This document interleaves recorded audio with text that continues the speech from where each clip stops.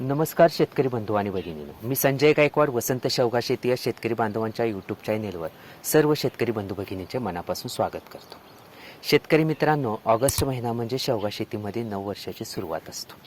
कारण आपण वर्षभर शेवगा शेतीमध्ये काम करत असताना हिवाळे आणि उन्हाळे असं दोन बहाराचं उत्पादन घेऊन जून जुलै महिन्यामध्ये उत्पादन कमी होत असताना पावसाळी मध्यान ऑगस्ट महिन्यामध्ये शेवगा शेतीमध्ये काही पुढील बहार व्यवस्थापन करण्यासाठी काही आपण कामं सुरू करत असतो. आणि आम्हीसुद्धा यावर्षी अशीच काही कामं करत असताना आम्ही ऑगस्ट महिन्यामध्ये दरवर्षी व्यस्त असतो. तर यावर्षीसुद्धा ऑगस्ट महिन्यामध्ये ही शेती कामं करत असताना मागील 1 महिन्यापासून आम्ही व्यस्त राहिलो. त्यामुळे यूट्यूब चॅनलवरती फार काही माहिती आम्हाला घेऊन व्हिडिओ तुमच्यासमोर घेऊन येता आलं नाही, त्याबद्दल माफी असावी. तर शेतकरी मित्रांनो, ऑगस्ट महिन्यामध्ये आपण काम करत असताना शेवगा झाडांची छाटणी, खत व्यवस्थापन, फवारणी, खोडकिडीचं व्यवस्थापन, आंतरमशागत वगैरे करून काही बरीच कामं ही शेवगा शेतीमध्ये हातात घेत असतो. तर आम्ही मागील 1 महिन्यामध्ये ह्या शेवगा शेतीमध्ये काही काही कामं केली हे सांगत असताना आमच्या इथं आता 3.5 एकरावर झिगझॅग पद्धतीनं लागवड आहे. जिथं ह्या 3.5 एकरावरती 5300 ही 2 वर्षाची 2.5 वर्षाची झाडांची वय आहे आणि इतकी झाडांची संख्या 5300 ही झाडांची संख्या आहे.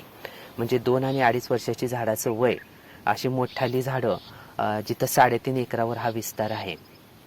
आणि ह्या झाडांची आम्ही छाटणी घेण्यापूर्वी आम्ही काय केलं की उन्हाळी उत्पादन घेतल्यानंतर विश्रांती म्हणजे हंगामाची सुरुवात करण्यापूर्वी झाडांना थोडी विश्रांती आम्ही देत असतो. आणि विश्रांतीनंतर मग आम्ही झाडांना काय केलं तर झाडाच्या दोन्ही बाजूला म्हणजे झिगझॅग पद्धतीनं रचना असल्यामुळे झाडाच्या बाहेरील भागामध्ये बेडवर दोन्ही बाजूला आम्ही खड्डे काढून घेतले.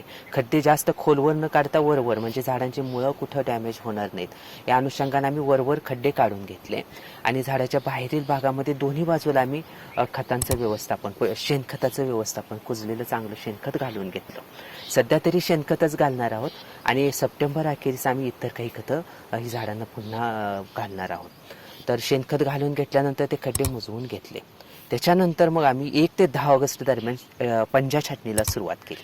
म्हणजे मागील वर्षी खरड छाटणी ही आमची ह्या शेतावरती झालेली होती. त्यामुळे यावर्षी पुन्हा एक टप्पा वर येताना, गेल्या वर्षी गुडगावरती खरड छाटणी झाली, तर यावर्षी कमरेच्या वर आम्ही पंजा छाटणी आम्ही घेतलेली आहे. तर यावर्षी 5300 झाडाची एका वेळी 1 ते 10 ऑगस्ट दरम्यान आम्ही ही छाटणी पूर्ण पार पाडली.